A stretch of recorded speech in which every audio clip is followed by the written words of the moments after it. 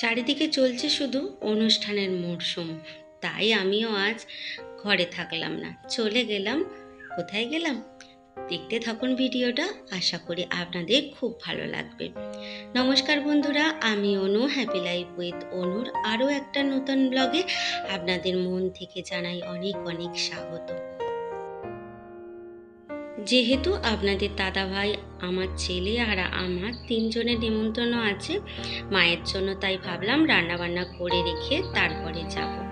তো এই যে এখানে রান্নাবান্নার আয়োজন করে নিয়েছি। আজকে বিশেষ কিছু রান্না করব না, আলু দিয়ে সয়াবিন দিয়ে একটা তরকারি করব আর শুশনি শাক ভাজা করব।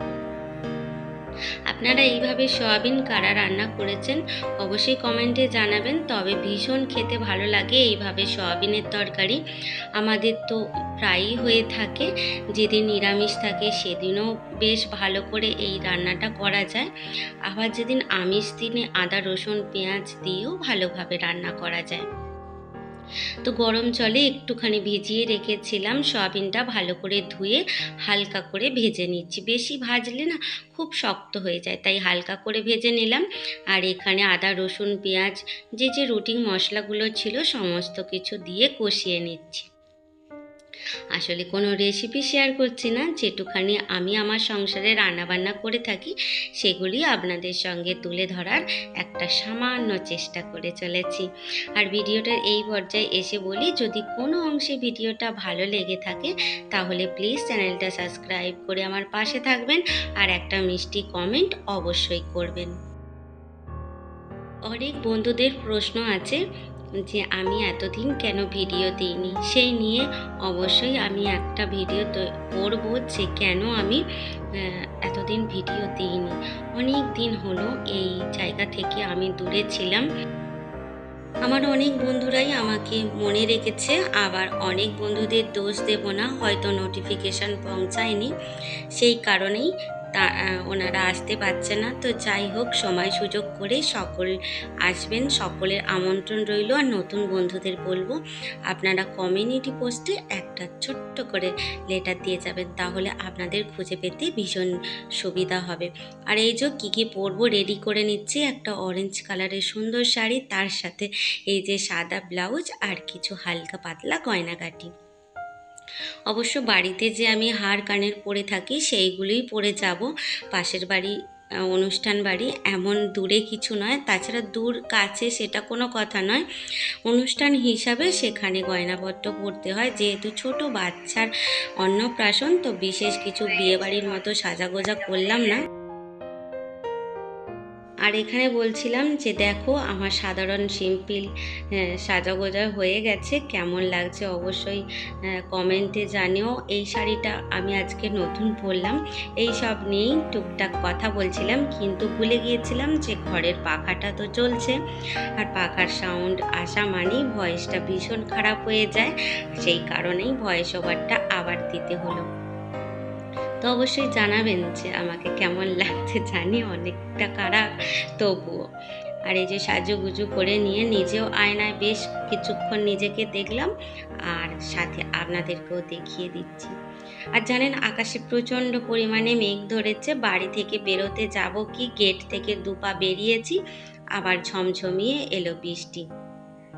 কোথায় দাঁড়িয়ে আছি জানেন? বাড়ির গেটেতে। কেননা না পাচ্ছি ভিতরে উঠানে যেতে, না পাচ্ছি ফাঁকের দিকে যেতে। ছাতা যদিও আছে হাতে, তবু এই বৃষ্টিতে গেলে ভিজেই যাব, তাহলে অনুষ্ঠান বাড়ি যাওয়ার মজাটাই খারাপ হয়ে যাবে। এই যে সেজে গুজে বসে রয়েছি, কিন্তু যাওয়া যাচ্ছে না, প্রচুর পরিমাণে বৃষ্টি হচ্ছে। আসলে বর্ষাকালটা এরকমই, কখন মেঘ কখন বৃষ্টি সেটা তো আর বলে কয়ে আসবে না। তবুও একটুখানি বৃষ্টি থামলে চলে যাব সেইখানে।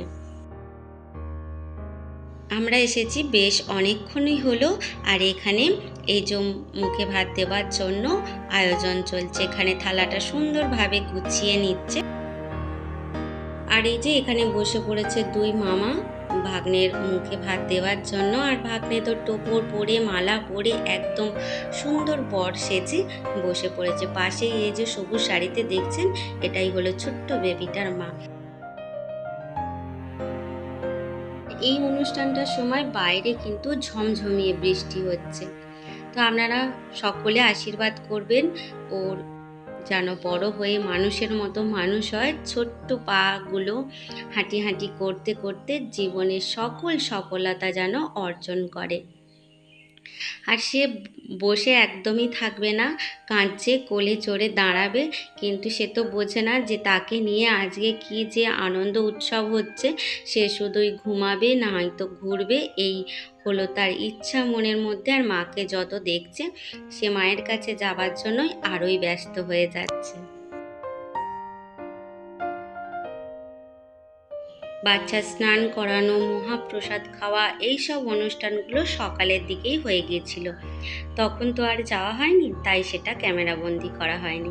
আসলে পাশের বাড়ি হলেও নিজের সংসারে সমস্ত কাজকর্ম গুছিয়ে, মা আছে বাড়িতে, মায়ের জন্য একটু রান্না বান্না না করে এলে তো হয় না।